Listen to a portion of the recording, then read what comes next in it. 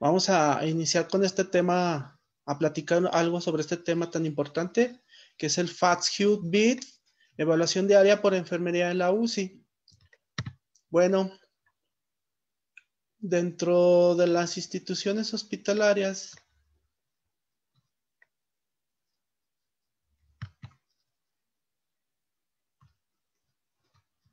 Para adelantar la diapositiva, Arturo, solamente había un clic dentro de la presentación y ya puedes empezar a avanzar las diapositivas.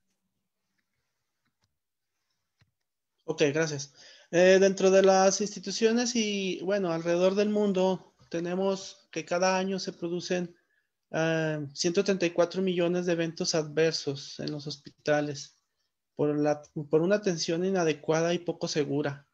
Y en lo cual dentro de nuestros países de ingresos bajos y medios, pues ha provocado un aumento en las muertes por estos eventos adversos. En datos de la OMS, son 2.6 millones de muertes por estos eventos adversos. Bueno, a raíz de esto se crea en el 2004 la Alianza Mundial por la Seguridad del Paciente, con la cual pues todos los países miembros de la Organización Mundial de la Salud entran en este tipo de alianza para disminuir lo que son los eventos adversos en todo el mundo, en todos nuestros hospitales, y con la cual se trata de mitigar y disminuir estos eventos adversos que cada año producen daño a nuestro paciente, y pues se trata de reducir con estas alianzas estos eventos adversos que tanto daño producen en nuestros pacientes. Bueno, hay diversos estudios en los cuales hay estimaciones de estos eventos adversos entre el 4 y 17%, de los cuales nos habla de que el 50% de estos eventos adversos son evitables.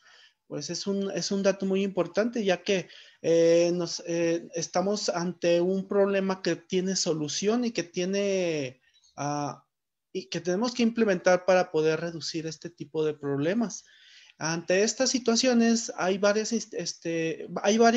organismos que se crearon para controlar o para regular lo que es la atención hacia el paciente, como es un ejemplo la Joint Commission, que es una institución internacional la cual se encarga pues de acreditar estándares de calidad en la atención del paciente. En nuestro país, pues se ha creado principalmente lo que es el programa de seguridad del paciente con las 10 acciones. Todas estas acciones van encaminadas pues a reducir este tipo de eventos adversos en nuestros hospitales. Bueno, y dentro de nuestros hospitales a nivel local, lo que es a nivel Latinoamérica, pues vemos que los eventos adversos en nuestros países en desarrollo aumentan el número de eventos adversos e igual aumenta el porcentaje de prevención en ellos hasta un 60%. Hay un estudio que se realizó en el 2007 es el IBEAS. Este estudio fue realizado en 5 países latinoamericanos, con lo cual pues, nos arroja datos muy importantes de que los eventos adversos están al alza en nuestros países. Y un dato muy importante que tenemos es que en México, pues principalmente con los problemas de sepsis, problemas sépticos, pues tenemos hasta un alza arriba de la media en países latinoamericanos. Tenemos que tener en cuenta que pues estos datos nos están advirtiendo desde hace mucho tiempo que estos eventos adversos son prevenibles. Hay que tomar cartas en el asunto. Bueno, tenemos metas internacionales de seguridad del paciente, las cuales nos dicen que van encaminadas a mitigar todos estos problemas con nuestros pacientes. Tenemos también los indicadores de calidad en enfermería que van encaminados principalmente pues en reducir todos estos eventos adversos. Y tenemos también las 10 acciones de seguridad del paciente que les mencionaba a nivel nacional. Todo este conjunto de acciones pues tienen el mismo fin, que es reducir los eventos adversos en nuestros pacientes y evitar que haya muertes principalmente y daños a largo plazo en nuestros pacientes, ¿verdad? Bueno, y con este fin, ¿por qué se crean las checklists? O hablando de listas de cotejo, los cuales, pues, la evidencia actual nos apunta a que son listados y como herramientas de mejora para la atención ofrecida a todos nuestros pacientes y pacientes críticos más que nada, ¿verdad? Bueno, el checklist se crea con la finalidad de entrar a un protocolo estandarizado para atender a nuestros pacientes. Todos estos checklists se crearon con esa intención desde el inicio de las campañas que ya les mencioné, desde hace más de 20 años. Bueno, hay varios artículos y estudios que nos hablan sobre que el realizar checklists en nuestros hospitales, pues tienen indicaciones que aumentan la calidad y disminuyen la morbimortalidad de nuestros pacientes, así como los días de estancia en las terapias intensivas. Hay varios estudios que avalan estos checklists, que son una herramienta importante.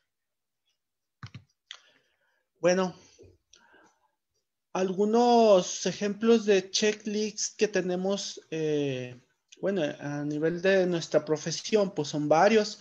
Estos checklists existen en todas las profesiones, pero en nuestra profesión, pues la primera que se lanzó fue la verificación de seguridad en las cirugías, ya que esta arrojaba muchos eventos adversos en los pacientes. Hay otro ejemplo en el cual nosotros utilizamos a diario para administrar medicamentos, que son los 10 correctos. Son una lista de verificación en todos estos procedimientos. El lavado de manos, más que nada en estos momentos, que se debe de realizar de forma sincrónica y de forma protocolizada. También tenemos lo que es en estos momentos por la utilización de nuestros equipos de protección personal, la colocación y el retiro. Todo esto viene siendo listas de cotejo que son indispensables y muy útiles.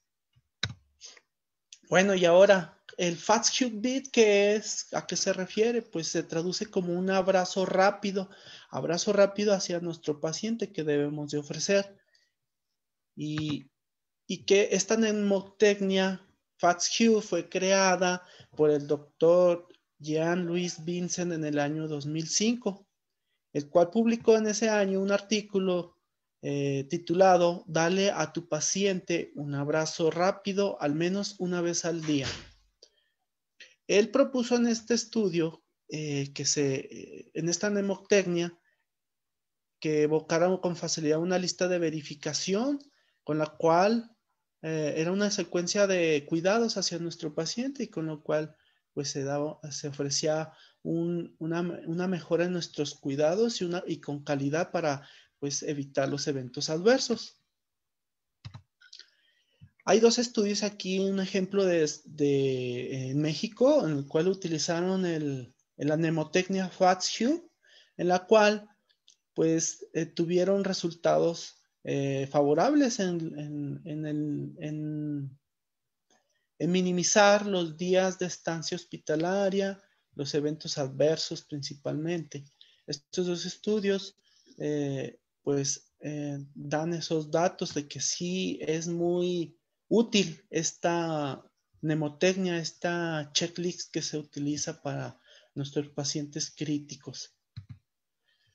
Bueno, y al FAST-Hugh original se le agregaron más letras en el 2009. Esto fue ideado por el mismo doctor Vincent con ayuda del médico Hatton en el 2009. Esta es una mnemotecnia que se le agregaron y cumplieron con 11 letras el total. Estas letras proveen cada una un cuidado especial a nuestro paciente. Por lo tanto, cada letra nos recuerda una intervención a realizar dentro de las condiciones clínicas de nuestro paciente. Esto es un listado, cada letra es un cuidado y es un listado para realizar en cuidados hacia nuestro paciente. Eso hay que entenderlo bien, este es un listado. Bueno, del FAST-QB también hay varios estudios. Estos son dos ejemplos de la utilización del FAST-QB, en el cual pues también hay resultados positivos a la utilización de este listado y en el cual pues arroja también datos importantes de reducción de días de estancia hospitalaria y de minimizar los eventos adversos en la atención que ofrecemos.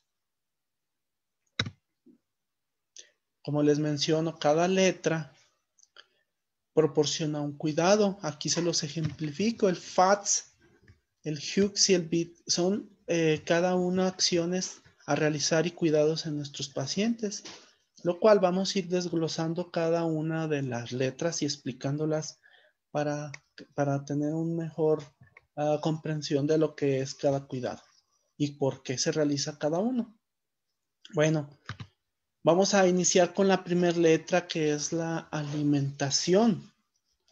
Bueno, nos dicen los estudios que una mala nutrición en nuestros pacientes, pues nos provoca que se agrave nuestro pronóstico a largo plazo, a corto plazo de nuestro paciente. Nos habla también de que estos soportes nutricionales son muy esenciales y muy importantes para nuestros pacientes, ya que se asocian a cada día que pasa en la UCI a una pérdida de masa muscular. Nuestros pacientes están perdiendo masa muscular a diario, entonces una nutrición es esencial para mantener esa masa muscular y pues, sus requerimientos calóricos. La nutrición enteral es administrada principalmente, se debe de administrar, perdón, de forma precoz en nuestros pacientes, a las 24-48 horas de iniciado su internamiento en las terapias intensivas, con la finalidad de que reciba alimento lo más pronto posible, siempre y cuando pues no esté contraindicado la alimentación de nuestro paciente, que no tenga alguna patología gastrointestinal que evite o que nos restrinja la alimentación de nuestros pacientes. Bueno, también el tipo de alimentación varía en nuestros hospitales, pero la más recomendable pues va a ser siempre la alimentación oral.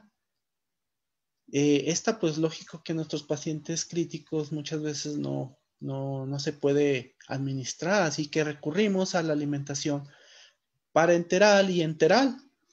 La parenteral, pues a través de nuestras sondas nasogástricas para administrar la alimentación, y enteral en caso de que nuestros pacientes requieran un aporte calórico más elevado, por ejemplo, en pacientes que tienen quemaduras, que son pacientes gran quemado, pues requieren aportes calóricos más elevados. El aporte calórico que se sugiere diario es de 25 a 35 kilocalorías por kilo diarios.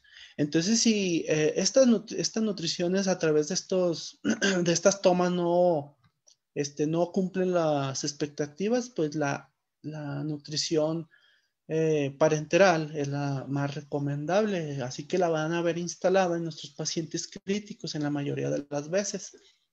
Recordemos que esto es muy importante, la nutrición también porque los músculos requieren esa nutrición, nuestras células, para llevar a cabo todo su metabolismo.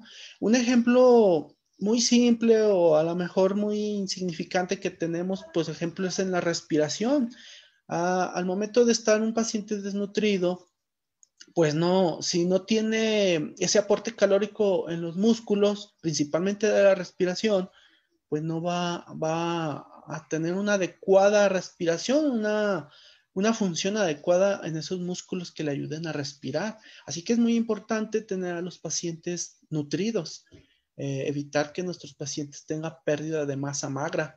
El músculo de la respiración, como el diafragma, si no tiene, perdón, si no tiene esta alimentación, esta nutrición, pues va a tener deficiencias tan solo para respirar. Ese es un ejemplo, pues digamos, que les pongo muy, muy significante para nuestros pacientes que atendemos.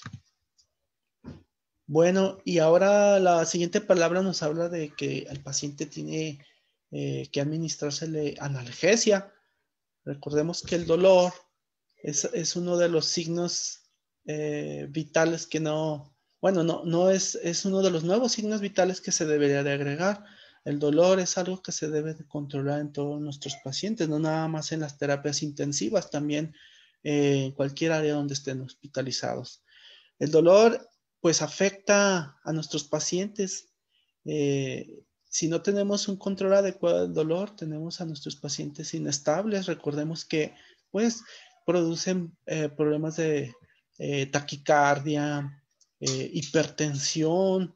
Tenemos una inestabilidad en nuestros pacientes si no tenemos una regulación del dolor, un adecuado control del dolor. Los medicamentos que más utilizamos, más se utilizan en las terapias, pues son los opioides para lograr controlar el nivel de dolor que manifiesta nuestro paciente, que es de moderado a severo.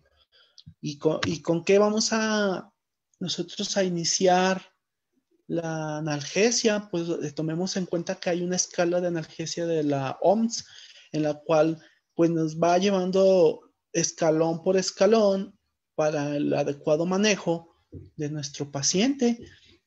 Recordemos que los escalones segundo y tercero pues ya se manejan opioides, que es el nivel de dolor que nuestro paciente manifiesta con las escalas que manejamos en nuestras hojas de enfermería de diario.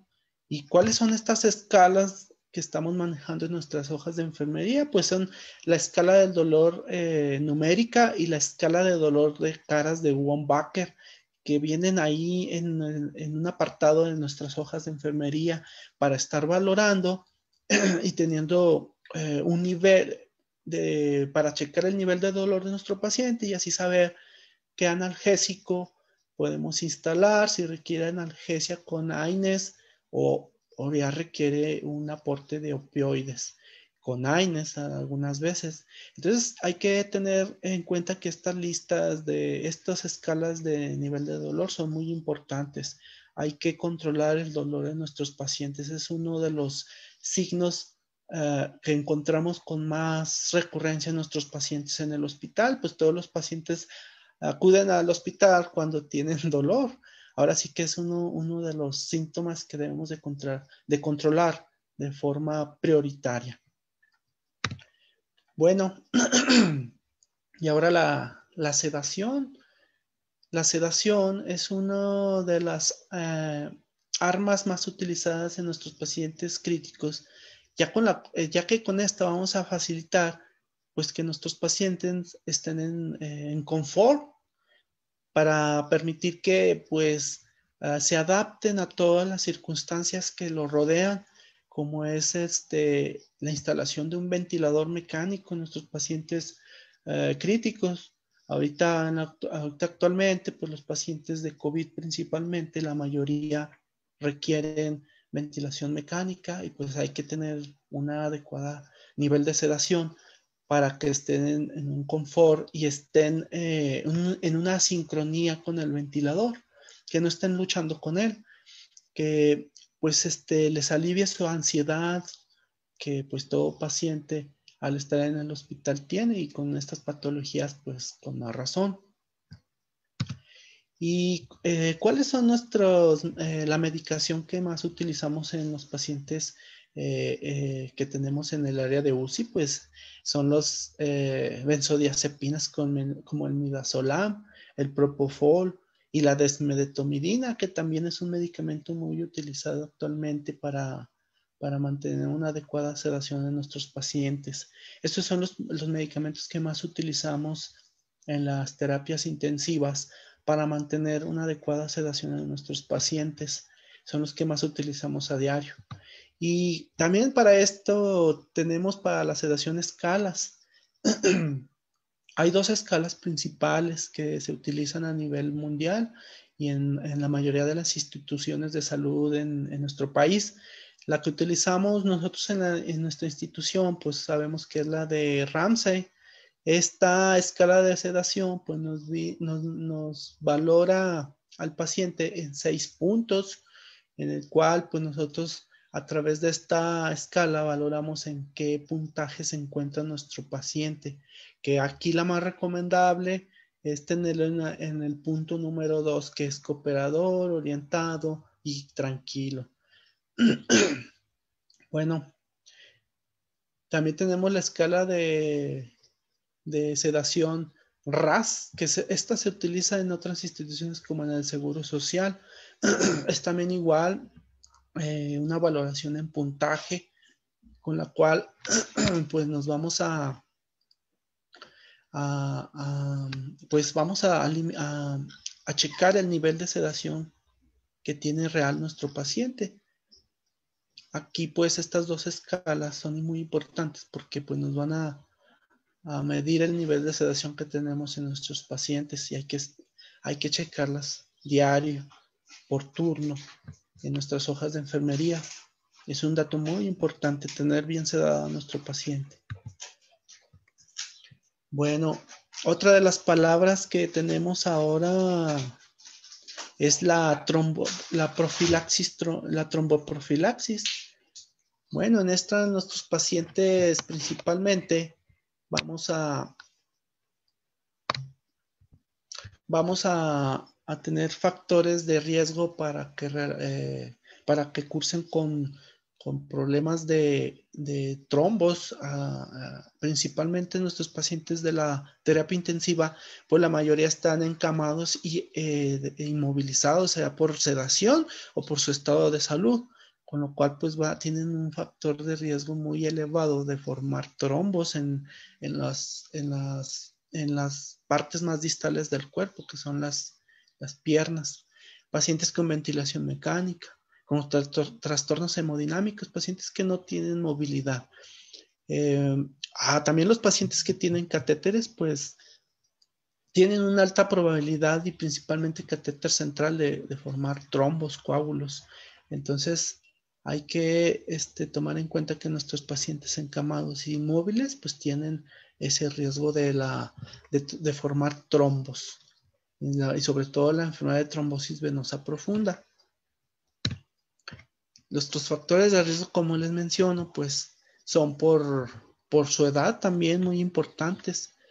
En un embarazo también es muy riesgoso porque tienen riesgo de formar coágulos. La obesidad es un factor muy importante de trombos, de coágulos, porque el paciente de por sí, por su peso, muchas veces no se mueven tanto. Ahora un paciente encamado y con ventilación mecánica, pues es algo muy importante de considerar, pues tenemos ese riesgo muy elevado. Y pues las enfermedades, pues algún el EBC pues puede tener también este riesgo de formar trombos, el infarto, agudo al miocardio, insuficiencias cardíacas, enfermedades inflamatorias intestinales y las quimioterapias también. Nuestros pacientes están en riesgo de formar trombos y tener algún evento trombolítico, ¿verdad? Bueno, ¿y cuáles son nuestras acciones a tomar para mitigar estos riesgos? Pues tenemos dos profilaxis trombóticas, que sería la mecánica y la farmacológica. Pues la mecánica nos habla de instalar, por ejemplo, las medias de compresión graduadas que utilizamos con este tipo de pacientes. Estas nos van proporcionando una presión en diferentes puntos, y la que existe, que es la más recomendable, sería utilizar lo que es las medias de compresión neumáticas, que son estas en la imagen, que pues son las más recomendables, pero pues son las más caras y las que no tenemos en las instituciones públicas. Puede ser que en algún particular, y a veces ni en los particulares. Pues nosotros nos vamos a lo más accesible, que serían las medidas de compresión graduadas. Entonces estas son las medidas profilácticas mecánicas, medias de compresión graduadas principalmente. Y en las medidas farmacológicas, en la profilaxis farmacológica, pues aplicar las heparinas de bajo peso molecular, que es la enoxaparina, la más utilizada en nuestro medio. Recordemos, pues que ahorita nuestros pacientes por COVID, que están inmovilizados, intubados, pues uno de los medicamentos más importantes para anticoagular, pues es la enoxaparina, principalmente pues para evitar que nuestros pacientes lleguen a padecer de alguna patología trombolítica.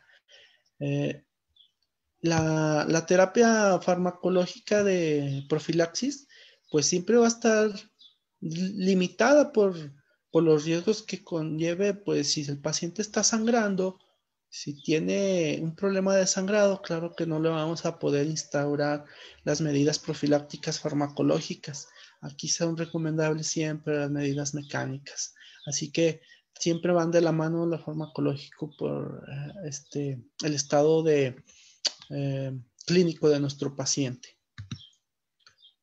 Bueno, hasta ahorita llevamos FAST, son las 4 primeras palabras. Me voy a ir un poquito más rápido porque pues por el tiempo es muy corto. Ahora pues vamos a hablar sobre la primera letra del siguiente grupo, que es la elevación de cabecera.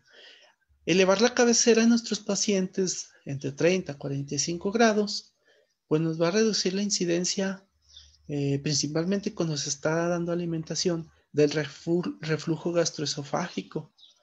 Pues esta simple medida va a disminuir mucho las incidencias de neumonía nosocomial en nuestros pacientes intubados.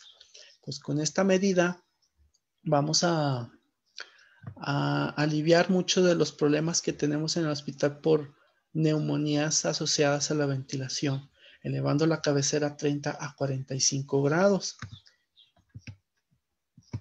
Bueno, al elevar la cabecera también vamos a reducir el problema de que haya una broncoaspiración por contenido gástrico. Hay que darle una posición de 30 a 45 grados a nuestros pacientes con ventilación mecánica, sobre todo. Es lo recomendable tener las cabeceras elevadas. Y pues si nuestro paciente, encontramos a los pacientes con lesiones cervicales, ahí se limita la utilización de la inclinación de la cabecera, pero podemos utilizar la posición de Trendelenburg para elevar cabeza sin flexionar el cuello. Es importante mencionar esto porque muchas veces tenemos pacientes con lesión cervical y pues a ellos hay que limitar el movimiento en el cuello, pero existen posiciones en la cama que nos pueden proporcionar ese grado de elevación en la cabecera de 30 a 45 grados. Es muy importante tener esta elevación en la cabecera, valorarlo diario en nuestros pacientes, porque a veces podemos encontrar un paciente el cual no cumple con este criterio y pues nosotros ya tenemos el fundamento de elevar la cabecera para aliviar este tipo pues de enfermedades agregadas a nuestro paciente, más si están con ventilación mecánica. Bueno, ahora la úlcera, la profilaxis en úlceras por estrés, pues esta vamos a iniciarla para nuestros pacientes que están intubados, que están con estrés en las terapias intensivas más que nada. Pues las úlceras por estrés representan las complicaciones típicas pues de más presencia en nuestros pacientes, porque estas provocan sangrados, principalmente gastrointestinales, que se asocian a un mayor riesgo de muertes de nuestros pacientes. Recordemos que nuestros pacientes van a estar sometidos a estrés continuamente por todas sus patologías y todos los procedimientos que conllevan su estancia en la terapia intensiva. ¿En qué situaciones está indicada la profilaxis de nuestros pacientes? Nuestros pacientes que tengan insuficiencia respiratoria, que tengan anomalías de la coagulación. El uso de esteroides causa mucho sangrado de tubo digestivo, antecedentes de úlcera péptica. En todos nuestros pacientes, en este tipo de características, vamos a utilizar la profilaxis en úlceras por estrés. Aquí hay un dato que tenemos de que en un artículo se estudió que la nutrición enteral sola puede reducir el riesgo de hemorragia gastrointestinal. Entonces aquí tenemos también otro dato muy importante, que la nutrición nos ayuda a minimizar los daños a la mucosa gástrica al tener alimentación el paciente y reduce la hemorragia gastrointestinal. Entonces es muy importante, todas van de la mano, todos los cuidados, como se dan cuenta. Bueno, y de los medicamentos que más utilizamos en las terapias intensivas y con los pacientes hospitalizados, pues son principalmente el medicamento, el inhibidor de la bomba de protones, como es el omeprazol. Los medicamentos antihistamínicos como la ranitidina ya no se utilizan. Lo puse aquí nada más de ejemplo, pero ya no se utiliza, ya que, pues recuerden que se hicieron estudios en los cuales arrojó que la ranitidina provocaba problemas de cáncer y algunas otras situaciones. Pero el medicamento más utilizado, el de más utilidad, es el omeprazol, ya que este medicamento pues tiene, pues es de bajo costo y es un potente bloqueador de la producción de ácido. Entonces, en todos nuestros pacientes hospitalizados y más en la terapia intensiva, vamos a tener instauradas las medidas profilácticas de úlceras por estrés, que es el omeprazol.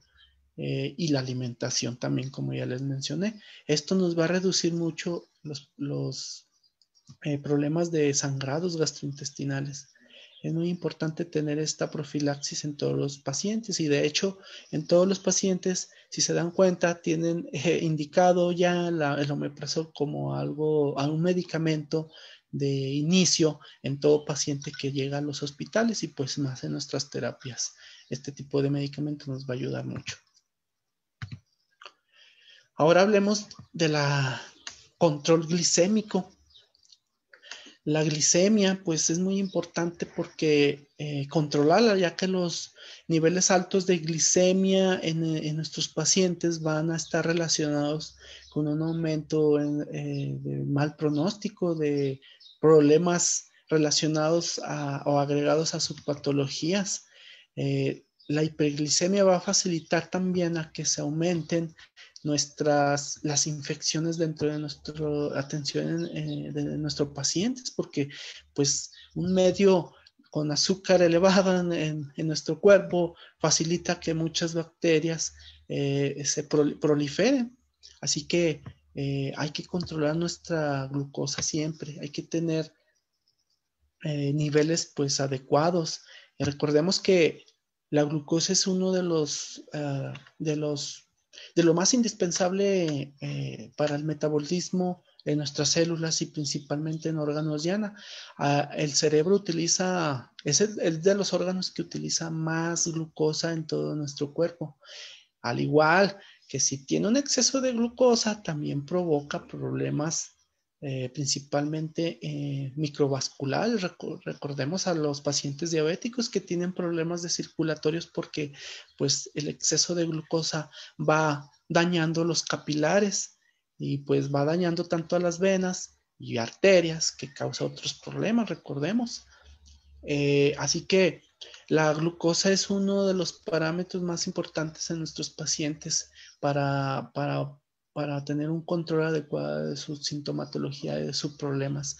Recordemos también en los traumatismos craneoencefálicos tener un control adecuado de glucosa que no esté ni con hipoglicemia ni hiperglicémico, porque el cerebro es uno de los órganos que más resienten el aumento o la bajada de la glucosa, porque es el órgano que metaboliza más rápidamente la glucosa pues para poder realizar sus funciones.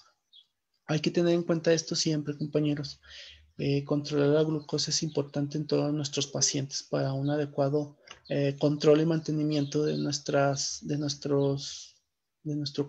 cuidado. Esta letra que habla sobre prueba de respiración espontánea va a estar un poco limitada en nuestros pacientes, sobre todo de COVID, porque pues recordemos que vamos a tenerlos con ventilación mecánica sobre todo y con producción de aerosoles. Así que si tenemos un paciente con ventilación mecánica, tenemos un riesgo si desconectamos alguna de las tubuladuras, algún circuito de producción de aerosol, que es el medio por el cual se transporta a través de las gotitas de flush este virus.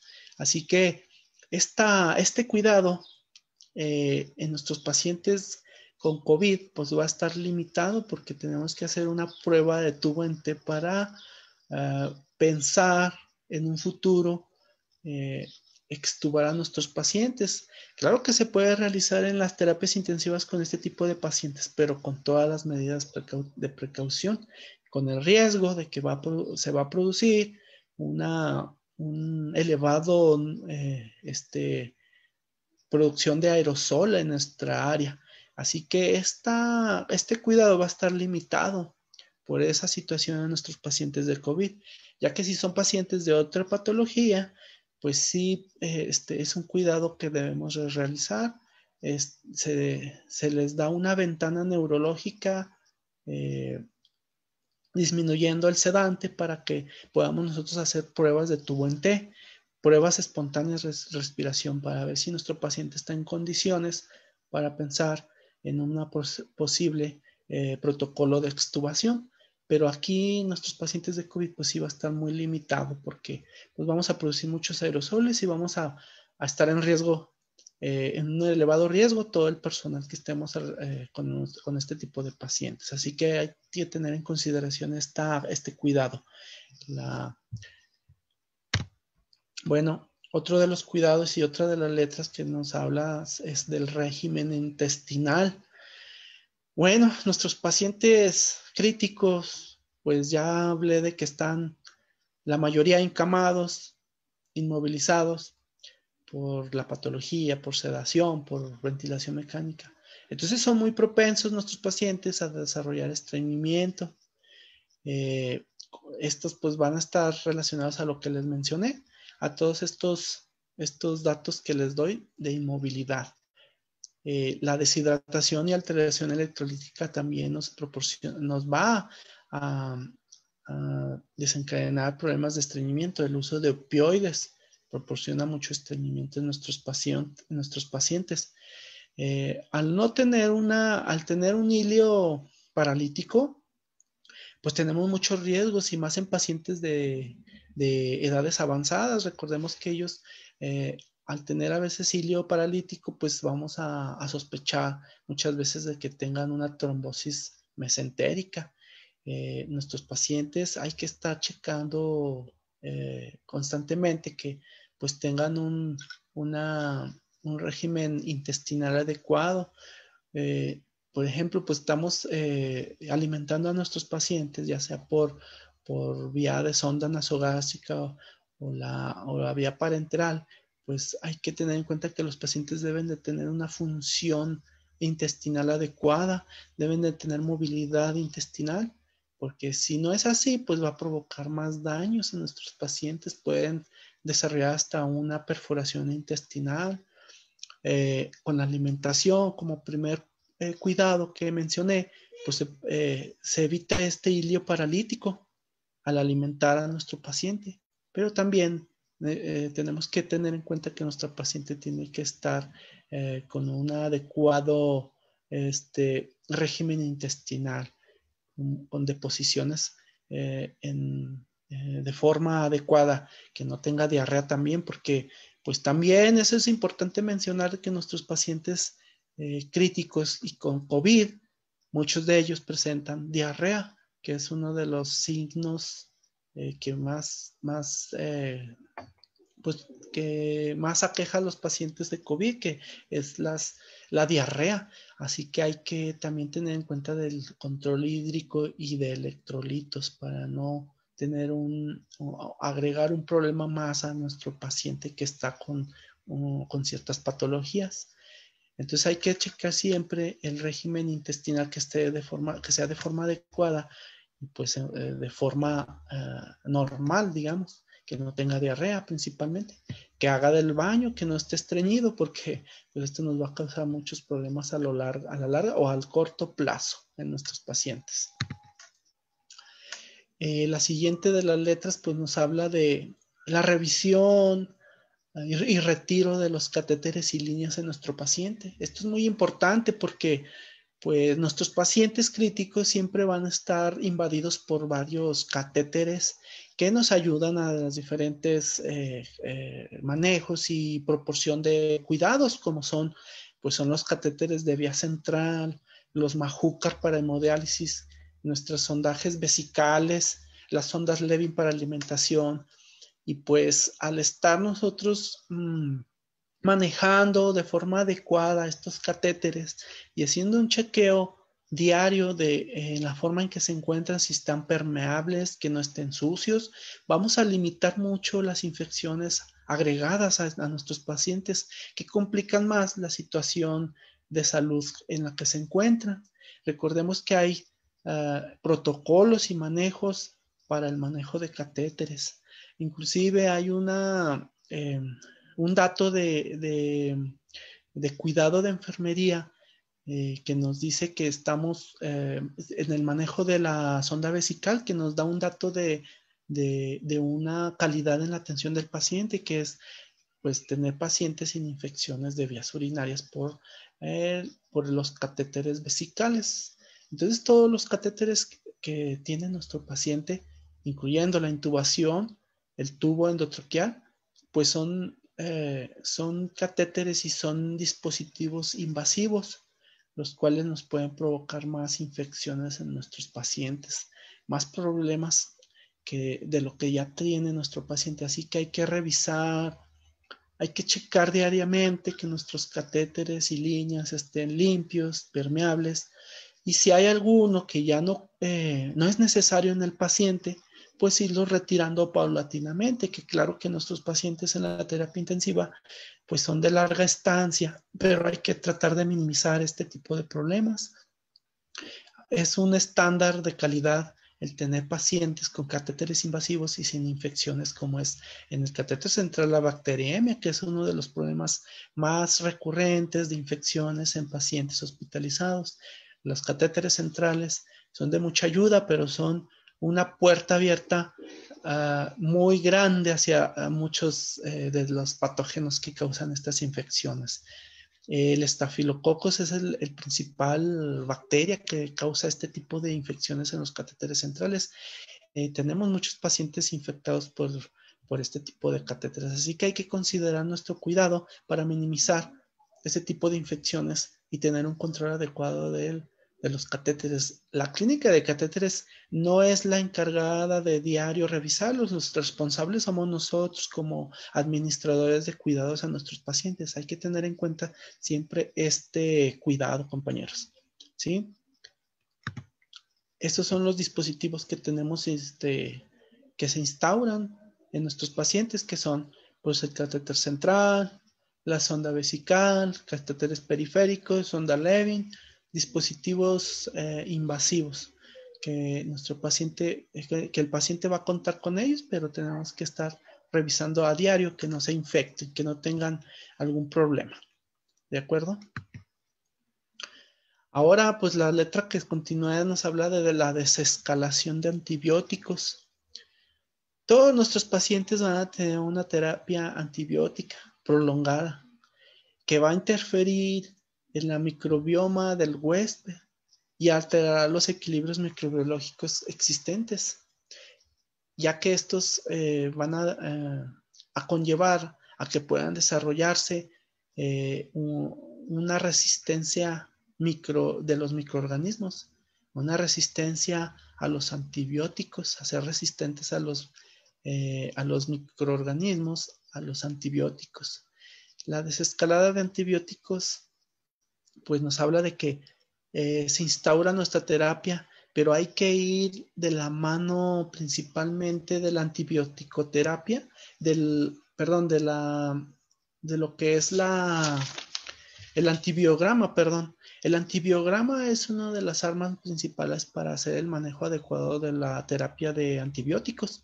La desescalada debe de ir de la mano del resultado del antibiograma y del estado de salud del estado de salud de nuestro paciente, de su estado clínico, de cómo está respondiendo a los antibióticos.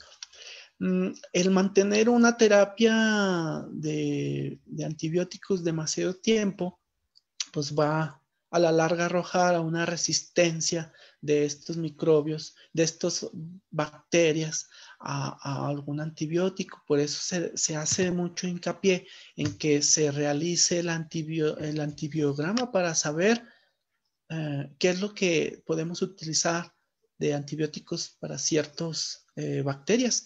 Aquí tengo varios tipos de superbacterias que le llaman, las cuales se encuentran en todos nuestros pacientes en los hospitales.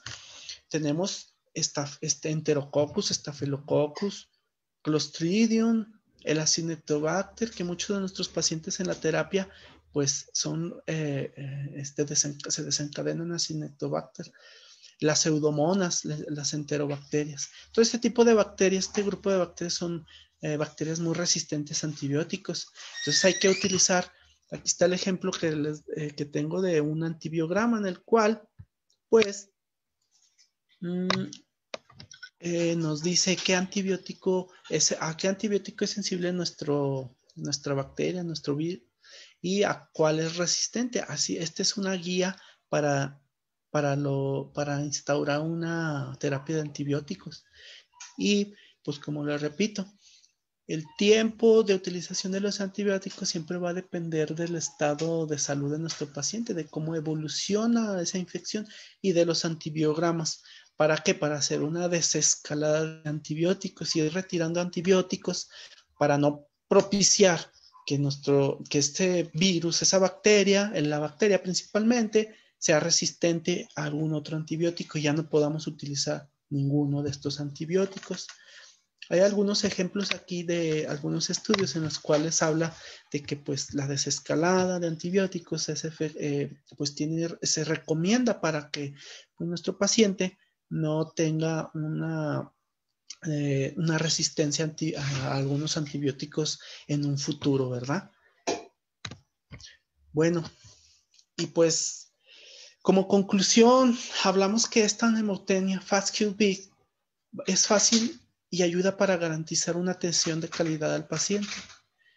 Esta nemotecnia nos ayuda a evitar el error del profesional por olvido u omisión y que su valoración debe de ser una vez al día y no implica carga laboral adicional alguna y su éxito siempre va a radicar en el trabajo en equipo. Y recordemos siempre dar un abrazo rápido una vez al día a todos nuestros pacientes.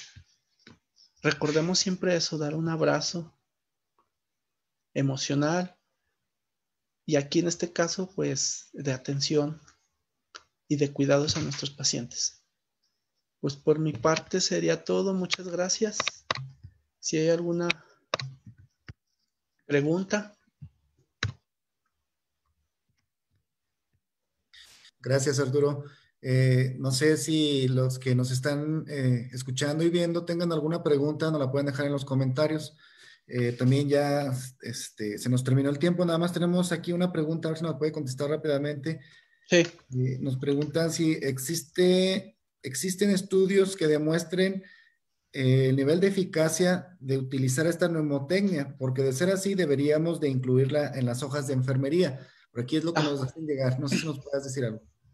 Sí, mira, bueno, hay muchos estudios, principalmente en Europa es donde se encuentran más estudios porque esta nemotecnia se inició en Europa porque el médico que la realizó, el doctor Vincent, es de Bélgica. Ahí hay muchos estudios y muchos datos que nos arrojan que es adecuado utilizar esta nemotecnia para disminuir la mortalidad y los días de estancia en los hospitales. Aquí en México hay pocos estudios, la verdad, de este tipo de la nemotecnia. Hay algunos, como los que incluía al principio, pero esta nemotecnia no ha sido utilizada con gran frecuencia en los hospitales y en las terapias intensivas de nuestras instituciones. Claro que se tendría que hacer una implementación como parte de los protocolos de atención de nuestros pacientes, porque pues nos arrojan todos esos estudios que sí es eficiente y que nos ayuda a minimizar los días de estancia hospitalaria. Claro que sí se podría pues realizar en nuestras instituciones con un debido estudio para validarla a nivel local, que es lo que se ocupa. Aquí en nuestro estado no hay estudios de este nemoctenia y espero que se puedan realizar algunos estudios más, ya que hace como 3 años yo realicé mi tesis sobre FASTQ y pues encontré que no hay estudios a nivel local, a nivel nacional hay muy pocos, pero claro que se puede realizar para implementarla como parte de un protocolo de cuidados en nuestras hojas de enfermería. Claro que se puede, y hay muchos estudios. Ok, bueno, muchas gracias. Se nos terminó el tiempo. Te agradezco mucho, Arturo. Excelente tu presentación. Ojalá y nos sigas apoyando. Y pues muchas Muchas gracias gracias. a todos los que nos vieron en esta presentación y vamos a despedir a Arturo. Muchas gracias nuevamente y igual si la gente tuviera por ahí algunas preguntas, nos las puede dejar en los comentarios en Facebook y Arturo, te pedimos si nos haces favor de contestarlas en caso de que hubiera preguntas. Ok, Muchas gracias, sí. Arturo. Muchas gracias a ustedes. Hasta luego. Muy bien, gracias. Adiós, Arturo. Adiós.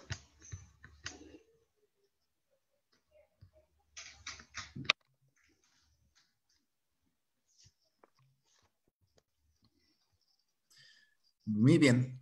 Para continuar nuestro programa, tenemos nuevamente otra presentación y el día de hoy también tenemos una invitada muy especial.